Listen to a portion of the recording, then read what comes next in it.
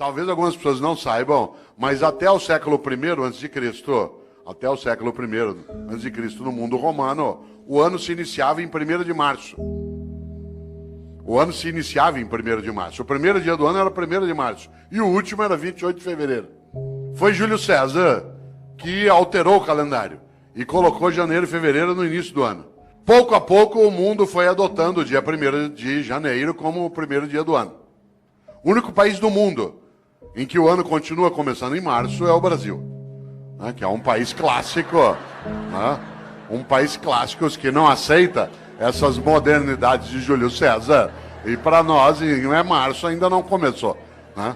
Olha que coisa interessante. No entanto, no passado se usava o último dia do ano, que no caso era 28 de fevereiro, para pensar sobre a vida. Os antigos, no mês de fevereiro, usavam o final do ano para pensarem sobre o que tinham feito e o que deveriam fazer. Nós passamos a fazer isso com dezembro. Quando se aproxima 31 de dezembro, alguns e algumas têm o hábito de pensar naquilo que fizeram.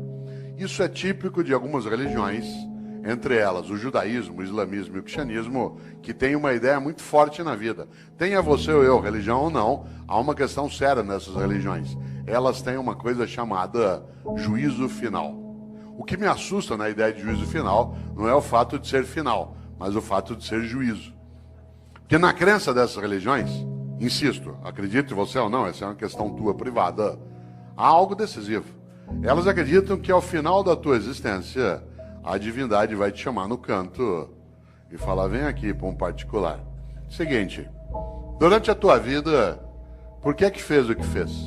E por que não fez o que não fez? Aliás, por que fez o que fez do modo como fez? E por que deixou de fazer o que deveria ter feito? Essa é uma pergunta séria. Os cristãos construíram, a partir da influência judaica, uma percepção. E essa percepção ela se consignou na ideia também de juízo final no último livro da Bíblia dos cristãos, que é aquele que fala do fim, que é o livro da Revelação ou o livro do Apocalipse. E se você observa, lá no livro do Apocalipse, no capítulo 3, versículo 15 e 16, os cristãos escreveram: Deus vomitará os mornos. Deus vomitará os mornos. Aliás, a frase completa é: porque tu não és quente nem frio, hei de vomitar-te. Olha que frase forte. Conhece gente morna? Gente que não é quente nem fria, gente que é mais ou menos, que é quente ou frio não, que não cheira nem fede. Sabe gente morna? Morna no trabalho, morna na comunidade, morna na prefeitura, morna na câmara, morna na escola. Morna, não é quente nem fria, gente que não tem compromisso, mais ou menos compromissado, mais ou menos competente, mais ou menos servidor, mais ou menos religioso, mais ou menos político, mais ou menos. Deus vomitará os mornos. Sabe aquela pessoa que é morna? Morna no casamento. E aí, como é que tá o casamento? Tá ruim com ele, pior sem ele. Morna na comunidade. E aí, como é que tá o debate em Campinas sobre a política? Vamos levando, né? E aí, lá na prefeitura, vamos ver o que dá, né? E a escola, como é que tá? Não sei, vamos ver. Falta pouco para aposentar. Deus vomitará os mornos. Gente que é morna na amizade. Você vai apertar a mão dela, com licença, ela dá só a pontinha do dedo. Você aperta aquela minhoca desmilinguida. Você vai abraçar, a pessoa abraça meio de lado, meio parece que tem nojo. Sabe gente que economiza afeto? Pessoas que esquecem que afeto e conhecimento é uma coisa que se você guardar, você perde. Gente que é morna na cidade, morna no casamento, morna no serviço público.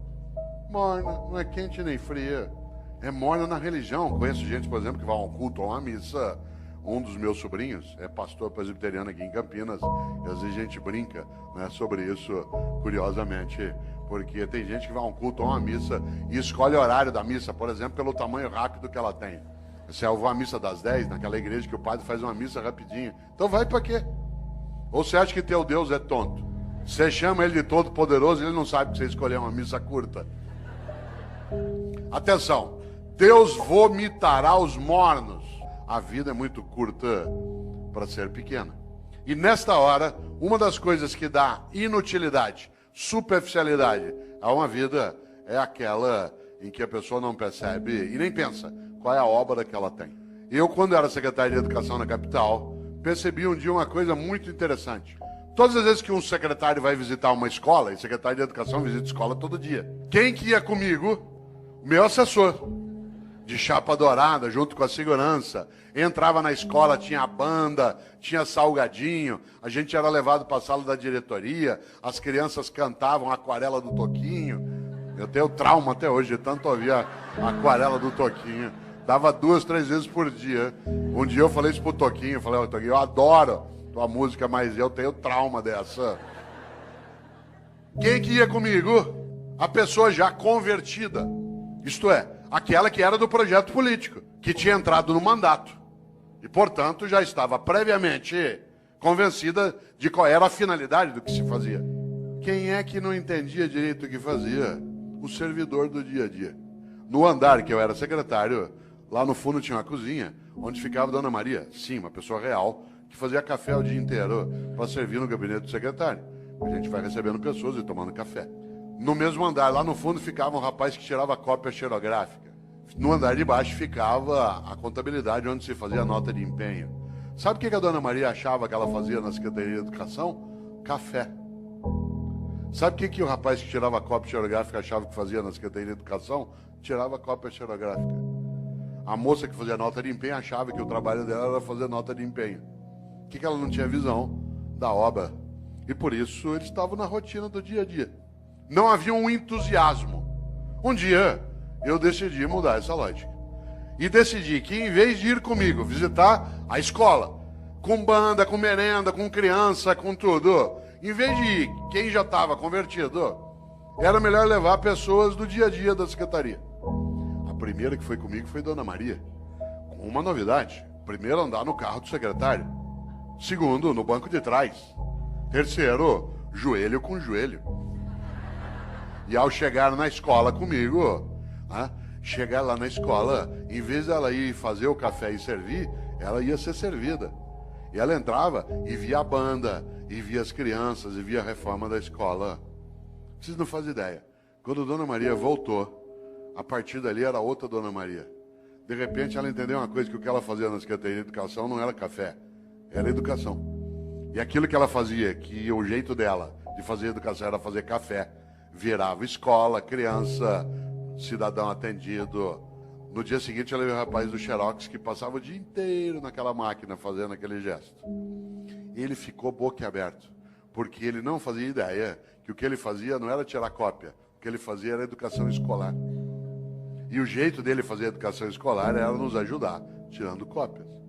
Vocês precisam ver a moça, que fazia nota de empenho. Ela imaginava que a tarefa dela era passar o dia ali fazendo nota de empenho. Quando ela viu que as notas de empenho viravam reforma, criança, comunidade, criança brincando, estudando, ela ficou boquiaberta. O que ela não tinha entendido? O propósito. O propósito. Isto é, qual era a obra dela?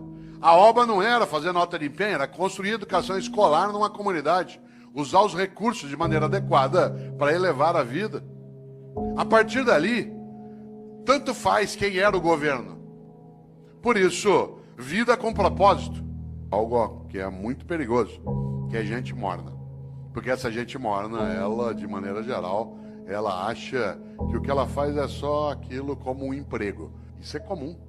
Isso é comum, inclusive, a pessoas que no dia a dia, você sabe, eles argumentam que ele vai ser mais ou menos, também pelo salário que me pagam.